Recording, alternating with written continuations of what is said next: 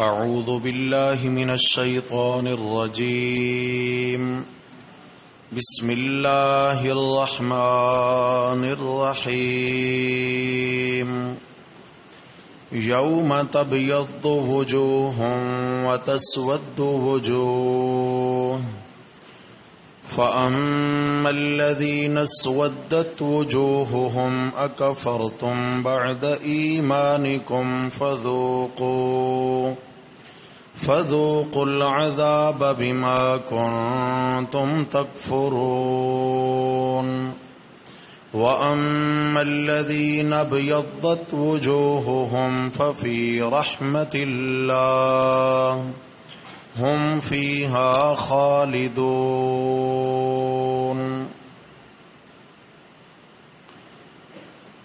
یوم تبیض وجوہ، جس دن بعض چہرے سفید ہوں گے، وتسود وجوہ، اور بعض چہرے سیاہ ہوں گے. فَأَمَّا الَّذِينَ اسْوَدَّتْ وُجُوهُهُمْ، پس بہرحال وہ لوگ کہ جن کے چہرے سیاہ ہو گئے، اکفرتم بعد ایمانکم، تو ان سے کہا جائے گا کیوں تم نے کفر کیا تھا ایمان لانے کے بعد. فذوقوا العذاب بما کنتم تکفرون، اب چکھو تم اپنے کفر کا عذاب.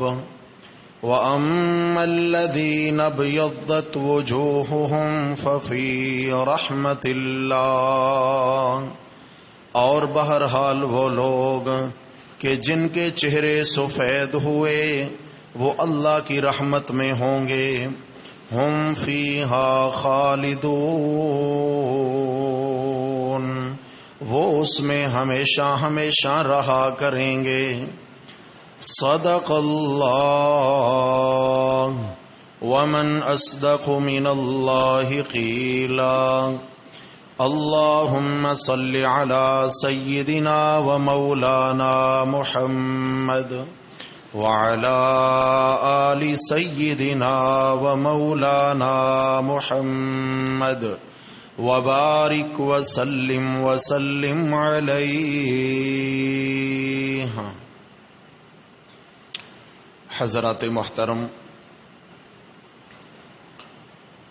درس قرآن مجید کے سلسلہ میں چوتھا پارہ سورہ آل عمران مبارکہ، آیت نمبر 106 اور آیت نمبر 107 آج ہمارے سبق میں شامل ہیں. ان آیات بینات میں خداوند قدوس نے ایمان اور کفر کے ابدی اثرات بیان فرمائے ہیں. ابدی اثرات، اعمال جو ہوتے ہیں، اعمال کے جہاں باطنی اثرات ہوتے ہیں وہاں ان کے کچھ ظاہری اثرات بھی ہوتے ہیں. جس طریقہ سے فرمایا گیا کہ فلاں فلاں فلاں اگر برائیاں معاشرے میں عام ہو جائیں تو فلاں فلاں عذاب آتے ہیں اور یہ بگاڑ آتا ہے، یہ ظاہری اثرات ہوتے ہیں. آخرت میں کیا ہوگا؟ وہ ابدی اور دائمی اثرات ہیں. ان آیات بینات میں اللہ رب العزت نے ایمان اور کفر کا آخرت کے اعتبار سے ظاہری اثر بیان فرمایا ہے. فرمایا جن کے دلوں میں ایمان ہے، جو مخلص ہیں، مومن ہیں، فرمایا دن قیامت کے ان کے چہرے چمکتے ہوں گے، 14ویں رات کے چاند سے زیادہ چمکتے ہوں گے ان کے چہرے، اور یہ اللہ کی رحمت کا اثر ہوگا. ففی رحمت اللہ، وہ اللہ کی رحمت کے زیر سایہ ہوں گے. اللہ ہم سب کو یہ اعزاز نصیب فرمائے. اور دوسرا وہ طبقہ ہوگا الذین اسودت وجوہہم، جن کے چہرے سیاہ ہوں گے. دنیا میں تو وہ گورے چٹے اور خوبصورت تھے، لیکن وہاں ان کے چہرے کالے سیاہ ہو جائیں گے. وجہ کیا ہے؟ فرمایا اکفرتم بعد ایمانکم، ایمان لائے، کلمہ پڑھا، لیکن پھر کافر ہو گئے، پھر زندگی کفر والی گزاری، زندگی ایمان کے مطابق نہ گزاری تو فرمایا جو دل میں لے کر دنیا سے جائیں گے وہ آخرت میں چہرے پہ دکھائی دے گا. دل میں ایمان لے کے گئے تو چہرے پہ اس کے انوارات دکھائی دیں گے. دل میں کفر چھپا کے گئے دنیا میں چھپا رہا لیکن آخرت میں نہیں چھپے گا. آخرت میں چہرے پہ اس کے آثار اور سیاہی ظاہر ہو جائے گی تاکہ لوگوں کو پہچانا جا سکے. حضرت عبداللہ ابن عباس رضی اللہ تعالی عنہما رسول اللہ صلی اللہ علیہ وسلم کے چچا زاد بھائی بھی ہیں اور آقا علیہ الصلوۃ والسلام کے قرآن کی تفسیر میں شاگرد ہیں. آپ صلی اللہ علیہ وسلم کے ساتھ ایک رات نماز تہجد میں شریک تھے. اپنی خالہ سیدہ میمونہ کے گھر میں رات رہنے گئے. آپ علیہ السلام کی زوجہ طیبہ ہیں. تو فرماتے ہیں کہ میری 14 برس عمر تھی اور میں نے دیکھا کہ آپ علیہ السلام آدھی رات کے بعد اٹھے ہیں اور تہجد کا ارادہ رکھتے ہیں. تو میں بھی آپ کے ساتھ اٹھ گیا اور میں نے آپ صلی اللہ علیہ وسلم کے وضو کے پانی کا انتظام کیا. آپ علیہ السلام کو مسواک پیش فرمائی.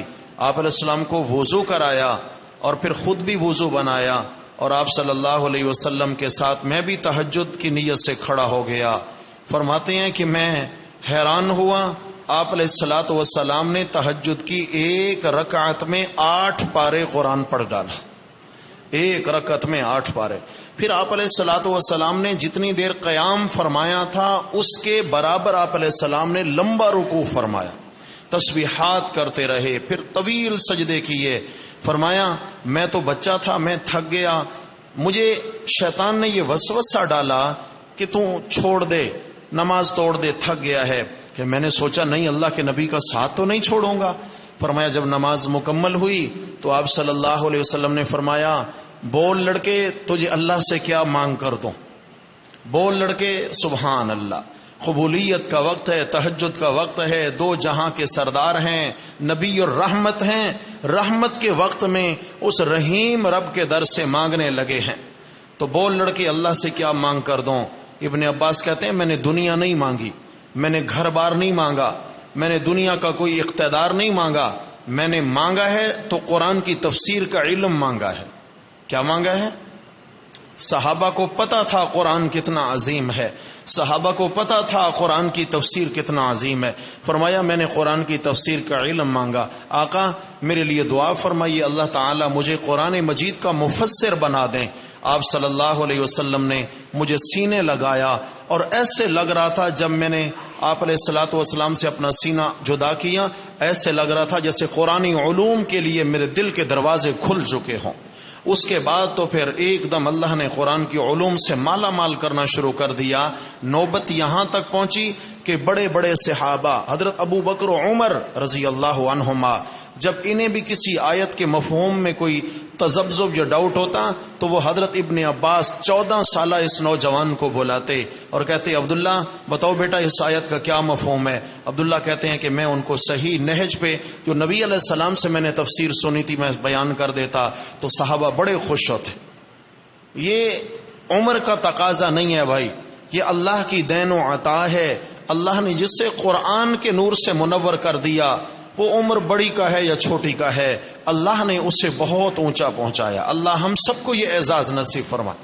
حضرت ابن عباس رضی اللہ عنہما اس آیت کی تفسیر بیان کرتے ہیں کہ یہ جو قرآن مجید میں آیا یوم تبیض وجوہ وتسود وجوہ کہ قیامت کے دن بہت سارے چہرے چمکتے ہوں گے اور بہت سارے چہروں پہ سیاہی چھا چکی ہوگی. تو پوچھا گیا ابن عباس بتاؤ ان سے کیا مراد ہیں. تو فرمانے لگے جن کے چہرے چمکتے ہوں گے یہ وہ لوگ ہوں گے جنہوں نے آقا صلی اللہ علیہ وسلم کی سنت کے مطابق زندگی گزاری ہوگی.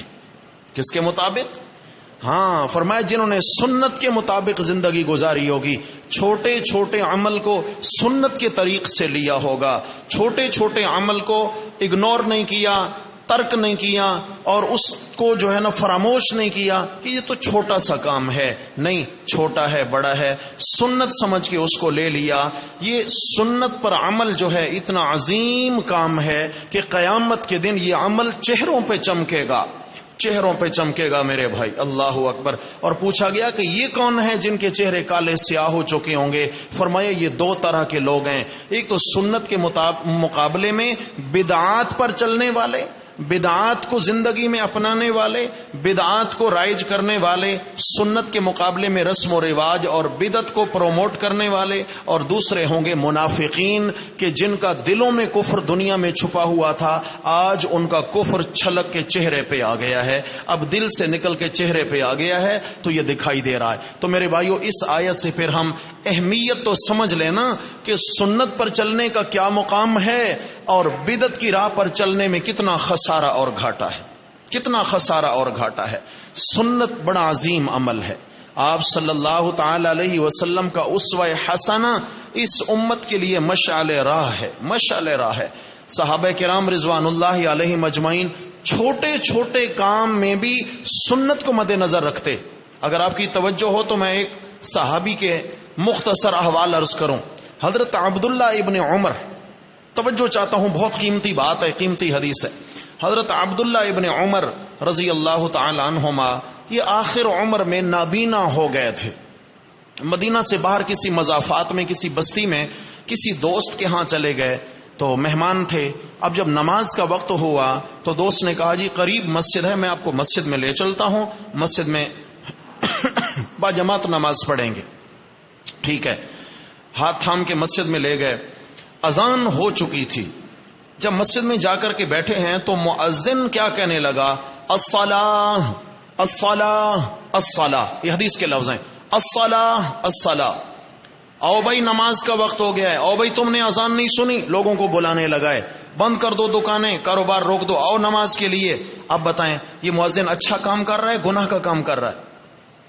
بولو، بڑا اچھا کام ہے ظاہراً تو کہ بھئی اذان بھی ماشاءاللہ سے پڑھی ہے اور اس کے بعد پھر نماز کے لیے اتنا اہتمام سے بلا رہا ہے، الصلاۃ الصلاۃ الصلاۃ۔ حضرت عبداللہ ابن عمر رضی اللہ تعالیٰ عنہ کا چہرہ غصے سے تمتما اٹھا اور کھڑے ہو گئے صف میں، اور اپنے اس میزبان کو بلاتے ہیں، کہتے ہیں میرا ہاتھ تھامو، مجھے لے چلو اس مسجد سے باہر، میں یہاں نماز نہیں پڑھوں گا۔ انہوں نے کہا حضرت کیا ہوا؟ حضرت عبداللہ ابن عمر جو صحابی رسول ہیں، حضرت عمر فاروق کے صاحبزادے ہیں اور میرے نبی صلی اللہ علیہ وسلم کی کئی احادیث کے راوی ہیں، جلیل القدر صحابی ہیں اور عالم صحابی ہیں۔ حضرت عبداللہ ابن عمر کہتے ہیں اخرج بنا فإنہ صاحب بدعت، مجھے اس مسجد میں نماز نہیں پڑھنی، مجھے یہاں سے لے چلو، یہ بدعتی شخص ہے جو دوبارہ نماز کے لیے بلا رہا ہے لوگوں کو۔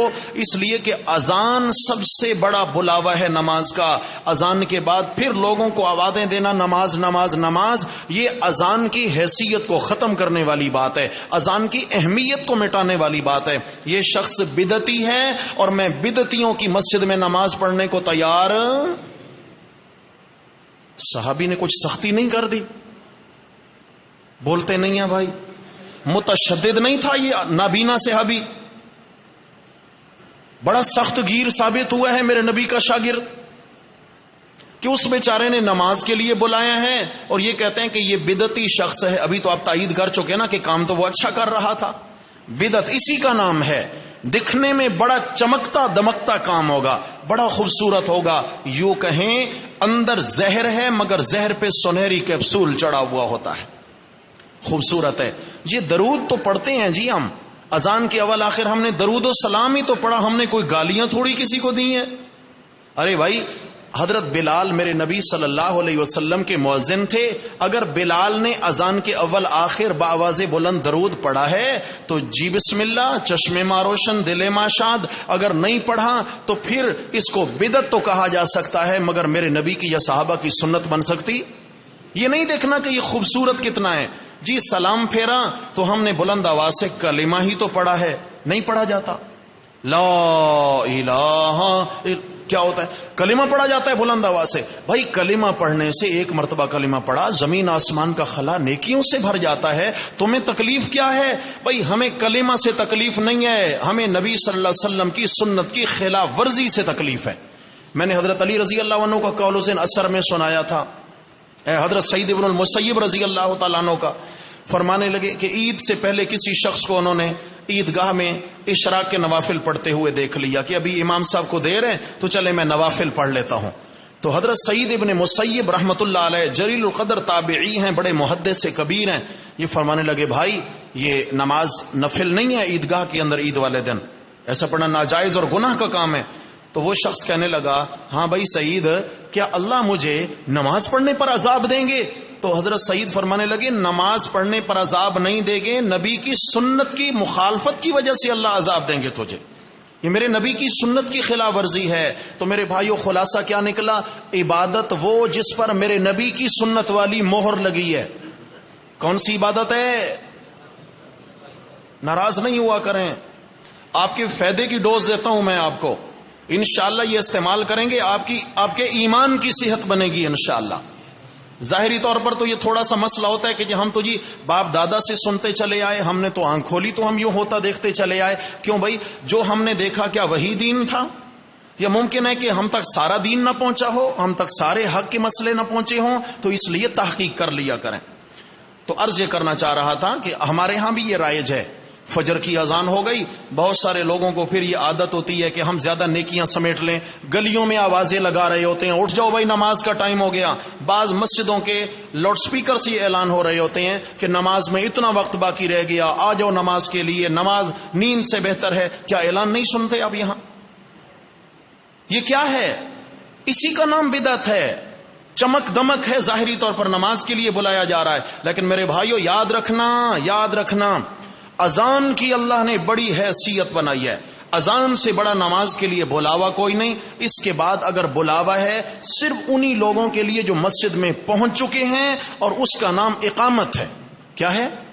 نماز کھڑی ہونے لگی ہے تو مسجد میں جو لوگ موجود ہیں ان کو صفوں میں لانے کے لیے پھر اقامت ہے۔ اذان و اقامت کے درمیان دوبارہ نماز کے لیے کوئی بلاوا نہیں ہے۔ واپس آئیے، حضرت ابن عباس رضی اللہ عنہما نے فرمایا کہ میں نے رسول اللہ صلی اللہ علیہ وسلم سے اس آیت کی تفسیر یوں سنی ہے کہ یوم تبیض وجوہ و تسود وجوہ، دن قیامت کے ان کے چہرے چمکتے ہوں گے جنہوں نے سنت کے مطابق زندگی گزاری، اور ان کے چہرے کالے سیاہ ہوں گے جنہوں نے بدعات ایجاد کی یا بدعات کو زندگی میں رائج کیا، نئے طریقے، نیا دین، اور جناب کچھ نئی ہلا گلا ہونی چاہیے۔ تو یہ میرے نبی صلی اللہ علیہ وسلم کی مہر والا عمل نہیں ہے۔ ہمارا دین مکمل ہو چکا 14 صدیاں پہلے، اب دین کو اپنانا ضروری ہے، دین بنانا ہماری ذمہ داری نہیں ہے بھائی۔ اس لیے سنت کا احترام کریں میرے بھائی۔ سنت کیا ہے؟ آپ صلی اللہ علیہ وسلم کے زمانے میں خوشیاں بھی ہوئیں اور انتقال بھی ہوئے، نہیں ہوئے؟ آپ صلی اللہ علیہ وسلم نے جنازہ کی نمازیں نہیں پڑھائیں کیا؟ آپ علیہ السلام نے تعزیت نہیں کری کیا؟ آپ صلی اللہ علیہ وسلم نے جنازہ پڑھایا، 4 تکبیریں ہوتی تھیں جنازہ میں، نبی علیہ الصلوۃ والسلام نے جنازہ کی نماز پڑھائی، اور جنازہ کا سلام پھرتے ہی حکم ہوتا تھا فوراً میت کو اٹھا لیا جائے، اللہ کی امانت اللہ کے سپرد کری جائے۔ جنازہ کے فوراً بعد میرے آقا علیہ السلام نے دوبارہ میت کو روک کر دائرہ بنا کے اجتماعی دعا کری نہیں ہے۔ اب ہم کہیں جی ہم دعائی تو کرتے ہیں، حرج کیا ہے؟ بھائی اور کوئی حرج نہیں ہے، اتنی سی حرج ہے میرے نبی کی عمل میں مخالفت ہو گئی ہے، بس اتنی سی حرج ہے۔ دن قیامت کے جب میرا نبی ادھر کھڑا ہو اور یہ ادھر کھڑا ہو، یہ کہے حرج کیا ہے، تو میرے نبی صلی اللہ علیہ وسلم کی جماعت میں شامل ہونا ضروری ہے۔ میرے نبی کی سنت والا عمل کامیابی کے لیے ضروری ہے۔ اطیعوا اللہ و اطیعوا الرسول، اللہ کا کہنا مانو اور رسول صلی اللہ علیہ وسلم کا کہنا۔ صحیح بخاری میں حدیث ہے، فرمایا سچا عاشق رسول کون ہے؟ میرے آقا علیہ السلام نے خود ایک معیار بتا دیا، سمجھیے گا۔ آپ علیہ السلام نے فرمایا من احبنی فقد اطاعنی، جو مجھ سے سچی محبت رکھے گا، جو میرا سچا عاشق ہوگا، وہ میرا سچا فرما بردار ہوگا۔ من احبنی فقد اطاعنی، وہ میری اطاعت کرے گا۔ ومن اطاعنی کان معی فی الجنہ، اور جو میری اطاعت کرتے کرتے دنیا سے گیا وہ جنت میں میرا ساتھی ہوگا۔ تو عشق رسول کا معیار کیا ہے بھائی؟ سنت کو اپنانا۔ کیا؟ ہاں، چھوٹی بڑی نہیں دیکھنی، سنت سنت ہے، کوئی گناہ چھوٹا نہیں ہوتا، اس لیے کہ چھوٹی سی چنگاری کی بھی پورے شہر کو جلانے کے لیے کافی ہو سکتی ہے، اور کوئی نیکی چھوٹی نہیں ہوتی اس لیے کہ چھوٹا سا عمل بھی دن قیامت کے اگر وزن چھوٹے سے عمل کا بھی کم پڑ گیا تو اس کی قدر وہاں معلوم ہوگی، کاش میں ایک چھوٹا سا عمل اور کر لیتا.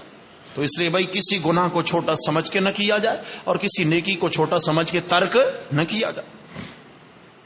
یہاں فرمایا کہ دن قیامت کے پھر ان لوگوں سے کہا جائے گا فَأَمَّا الَّذِينَ اسْوَدَّتْ وُجُوهُهُمْ أَكَفَرْتُمْ بَعْدَ إِيمَانِكُمْ، جن لوگوں کے چہرے سیاہ ہوں گے انہیں کہا جائے گا تم نے کیوں کفر کیا تھا ایمان لانے کے بعد؟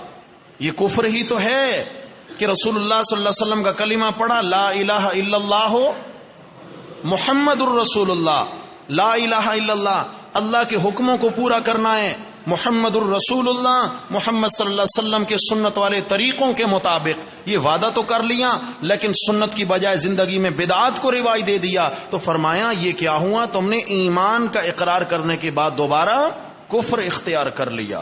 کیوں ایسا کیا تم نے؟ فذوقوا العذاب بما کنتم تکفرون، فرمایا اب چکھو اپنے کفر کا عذاب جو تم کفر کیا کرتے تھے.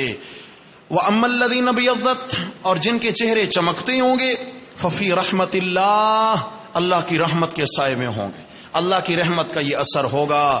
ہم فیہا خالدون، یہ اللہ کی رحمت میں ہمیشہ رہا کریں گے. دنیا میں چہرہ سفید نہیں ہے لیکن ایمان ایسی قیمتی نعمت ہے، اس کی چمک انسان کے چہرے کو جگمگا دے گی. عمل اتنا خوبصورت ہے کہ چہرہ جگمگائے گا. آپ صلی اللہ علیہ وسلم نے خیبر کے قلعے کا محاصرہ فرمایا. یہودیوں کا قلعہ تھا اور یہ تقریباً 26-27 دن تک محاصرہ رہا. بڑا مضبوط قلعہ تھا جنگی اعتبار سے. تو جھڑپیں ہوتی رہیں، بالآخر بہرحال فتح تو ہوا، لیکن درمیان میں ایک واقعہ پیش آیا. یہودی سرداروں کا ایک چرواہا تھا جسے اسود راعی کہتے تھے. راعی عربی میں چرواہے کو کہتے ہیں. اسود کا معنی کالے رنگ والا، بالکل سیاہ فام کالے رنگ والا تھا اور چرواہا تھا. اس نے اپنے مالکوں سے اجازت چاہی کہ کافی دن ہو گئے چراگاہ ہم ریوڑ کو لے کر نہیں گئے، اگر آپ کی اجازت ہو تو میں ریوڑ کو چراگاہ لے کے جاؤں اور ان کو چرا پلا کے لے آؤں. تو انہوں نے کہا بھائی تمہارا دماغ ٹھیک ہے، باہر مسلمانوں نے محاصرہ کر رکھا ہے، وہ تمہیں قتل کر دیں گے، پکڑ لیں گے. نے کہا جی ہم غلام لوگ ہیں، ہم نوکر چاکر لوگ ہیں، ہماری کیا دشمنیاں آپ کریں اور وہ کریں، یہ بیچارے جانور ہیں، یہ مر جائیں گے بھوکوں پیاسے، میں ان کو چرا گھما کے لے آتا ہوں. انہوں نے کہا ٹھیک ہے پھر اپنی ذمہ داری پہ جاؤ. انہوں نے ریوڑ لیا اور ریوڑ کو ہانکتے مسلمانوں کے لشکر میں لے آئے. ابھی تک مسلمان نہیں تھے، یہودی تھے. صحابہ نے ان کو پکڑ لیا. کون ہو بھائی تم؟ دشمن کے جاسوس ہو، کیا ہو؟ انہوں نے کہا بھائی ایسا ہے، میں آیا تو قلعے سے ہوں، یہودی بھی ہوں، لیکن یہ ہے کہ میں تمہارے نبی کو دیکھنا چاہتا ہوں، مجھے اپنے پیغمبر کو ملا دو، تمہارے پیغمبر کیسے ہیں میں ان کا دیدار کرنا چاہتا ہوں.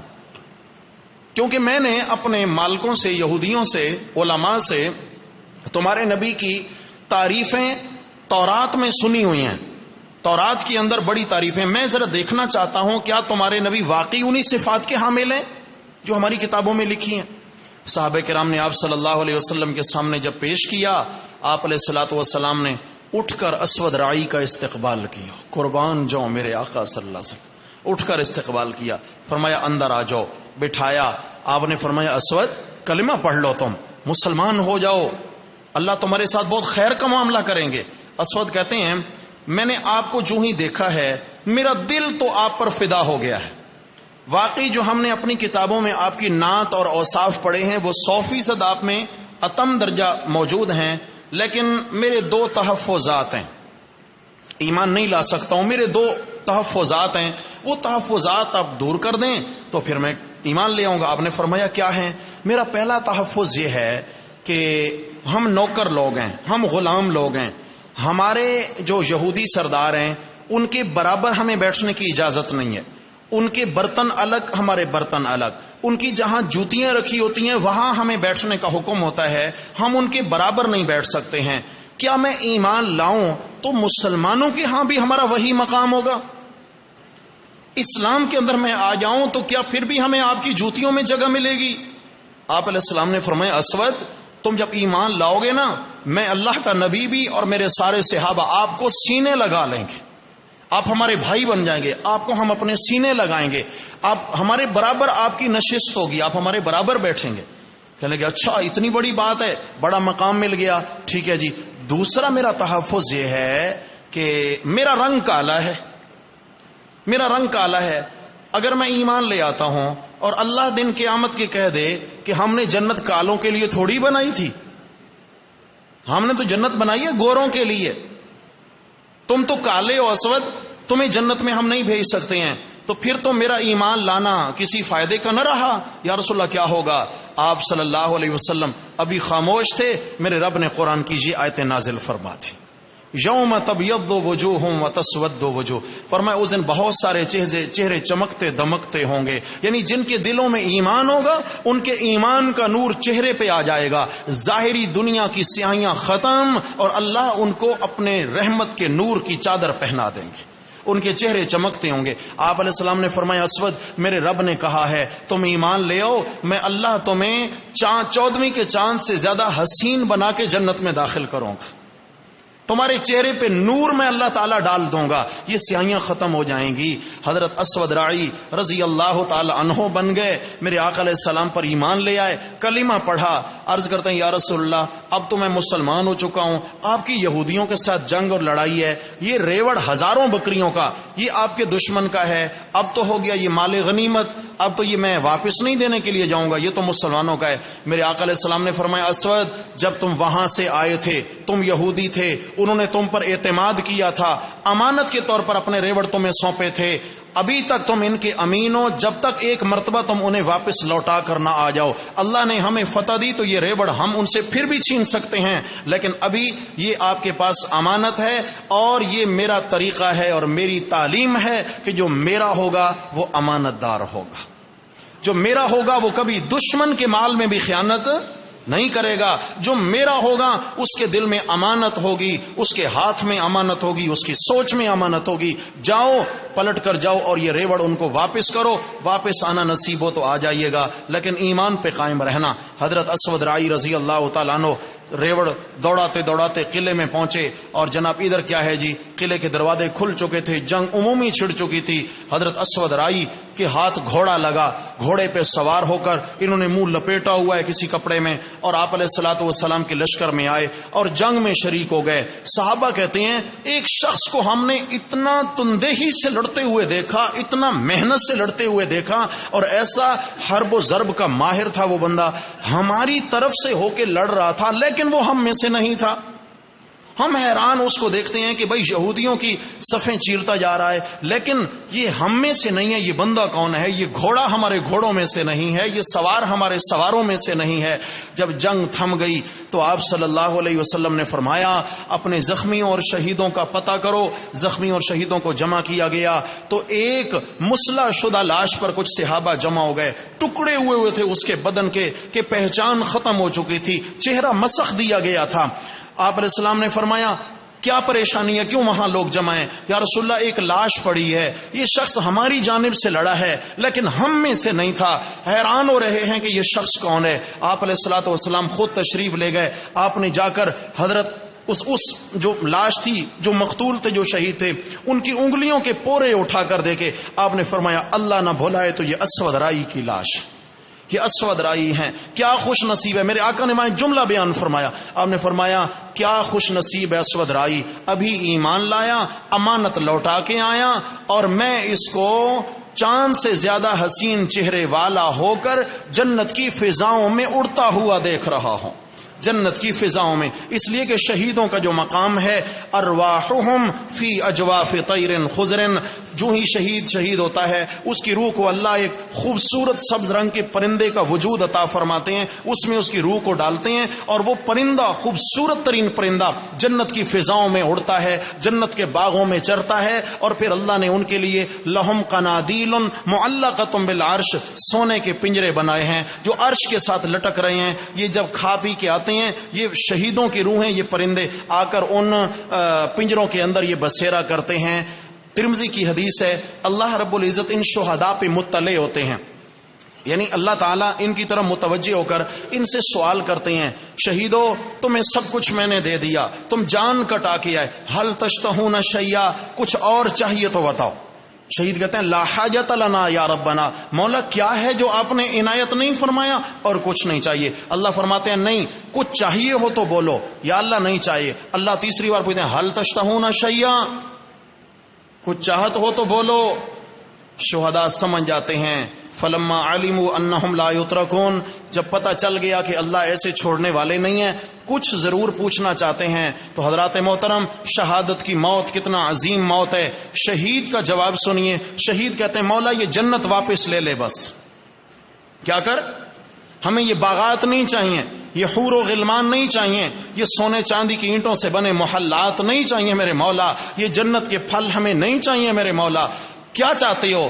یا اللہ ان ترد ارواحنا الی اجسادنا، ہماری روحوں کو جنت سے نکال دیجئے، ہمارے انہی دنیا والے جسموں میں ڈال دیجئے، اور دوبارہ ہمیں اپنی راہ میں جہاد کی توفیق عطا فرمائیے۔ یا اللہ جتنا مزہ تلوار کی کاٹ میں ہمیں آیا ہے، تلوار کا زخم لگنے میں جتنا ہم نے لطف اٹھایا، اتنا لطف ہمیں جنت میں بھی نظر نہیں آیا۔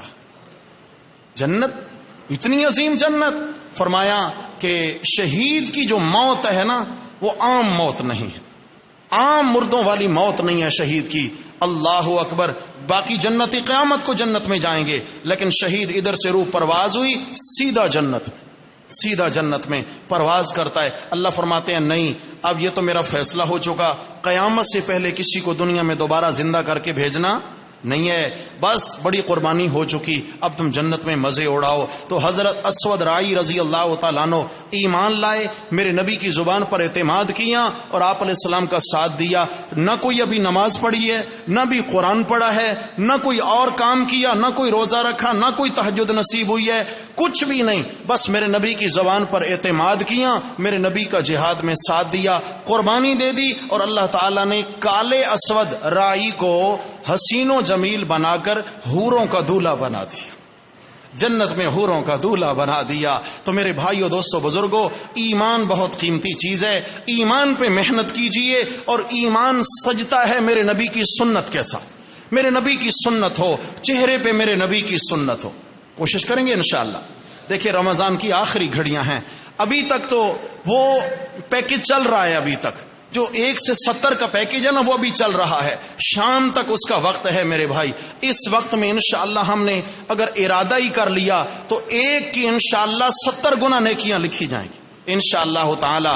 تو کون کون میرے بھائی ہیں آج جو سچے دل سے انشاءاللہ ارادہ کرتے ہیں کہ آئندہ ہم اپنے چہروں کو میرے پیارے محبوب نبی کی سنت سے سجائیں گے انشاءاللہ؟ کون؟ نہیں، جن کے چہروں پہ ہے وہ نہیں، مجھے نئے پیارے پیارے دوست چاہیے، مجھے نئے ساتھی چاہیے، داڑھی کٹائیں گے بھی نہیں اور انشاءاللہ منڈائیں گے بھی نہیں۔ آج رمضان کی مبارک گھڑیوں میں میرے وہ نوجوان بھائی، میرے وہ بزرگ، میرے محترم بھائی ارادہ کریں اللہ کے گھر سے ابھی انشاءاللہ۔ اور میں ایک بات دعوے سے کہتا ہوں، دعویٰ مجھے اپنے رب کی رحمت پہ ہے، اللہ کے گھر میں ہوں، باوضو ہوں، اور میرے سامنے اللہ کی مبارک کلام کھلی ہے، خدا کی قسم سچے دل سے ارادہ کرنے کی دیر ہے، اللہ ابھی مغفرت کا اعلان فرما دیں گے انشاءاللہ۔ مجھے اپنے رب کی رحمت پہ بڑی امید ہے۔ کون کون ساتھی ہیں؟ وہی ساتھی ہاتھ کھڑا کریں جو کٹاتے یا مڑاتے آئے۔ انشاءاللہ آج سے ہم داڑیاں نہیں کٹائیں گے۔ کون ارادہ کرتے ہیں؟ جی ماشاءاللہ ماشاءاللہ ماشاءاللہ، بولیں بھائی ماشاءاللہ۔ وہ ساتھی ہیں ماشاءاللہ۔ اور کون ہے جی؟ جی ہمارے کیا نام ہے جی؟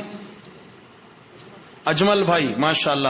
بولے اللہ ہمارے ان سب بھائیوں کو استقامت نصیب فرمائے، اللہ استقامت نصیب فرمائے۔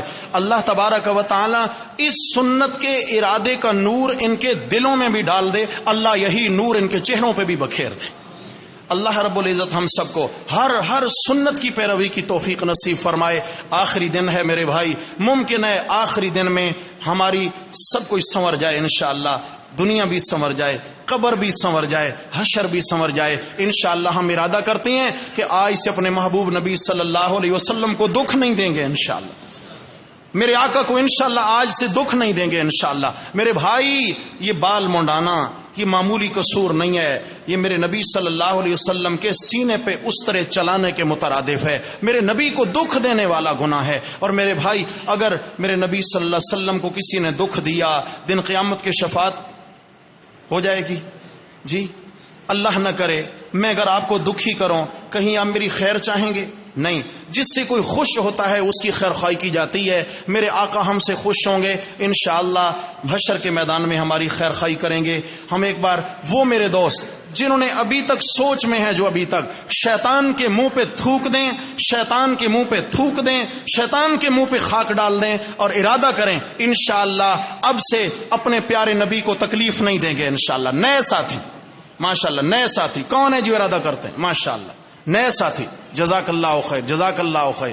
ہمارے وقار بھائی، اللہ ان کو بھی جزائے خیر عطا فرمائے۔